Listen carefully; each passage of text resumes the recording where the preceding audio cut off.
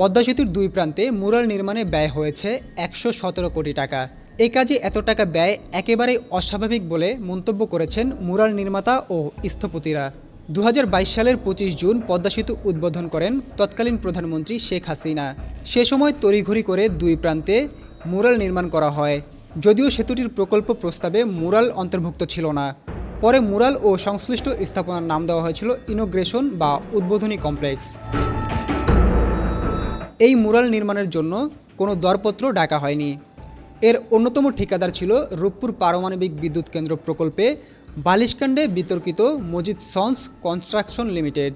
শুধু মুরাল নির্মাণ নয়, অস্বাভাবিক ব্যয় হয়েছে পদ্মা সেতুর উদ্বোধনী অনুষ্ঠানেও। সেখানে ব্যয় হয়েছে ৮৯ কোটি টাকা। এক্ষেত্রেও উন্মুক্ত দরপত্র নয়, ঠিকাদার নিয়োগ করা হয়েছে নিজেদের পছন্দ মতো।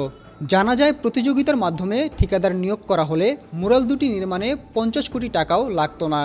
মুরালে ব্যবহার করা নির্মাণ সামগ্রীর ২-৩ গুণ দাম ধরে বিল তুলে নিয়েছে ঠিকাদার প্রতিষ্ঠান। চূড়ান্ত বিলের নথি অনুসারে উদ্বোধনী কমপ্লেক্সের নকশা প্রণয়ন ও তদারকি বাবদ ব্যয় দেখানো হয়েছে ৯৪,৬২,০০০ টাকা। মাওয়া ও জাজিরায় ভূমি উন্নয়ন ও পাইলিং বাবদ ব্যয় দেখানো হয়েছে ৭,৪৪,০০,০০০ টাকার কিছু বেশি। মাওয়া প্রান্তে উদ্বোধনী কমপ্লেক্স নির্মাণ, বৈদ্যুতিক কাজ, ফোয়ারা নির্মাণ ও শিল্পকর্ম বাবদ খরচ হয়েছে ৬৬ কোটি টাকা। একই কাজ জাজিরায় করতে ব্যয় হয়েছে ৪২,৫৩,০০,০০০ টাকা। সব মিলিয়ে দুই প্রান্তে উদ্বোধনী কমপ্লেক্স তৈরিতে খরচ হয়েছে প্রায় ১১৬,৯২,০০,০০০ টাকা। উদ্বোধনী এই কমপ্লেক্স নির্মাণ করা হয়েছে মূলত মুরালকে কেন্দ্র করে।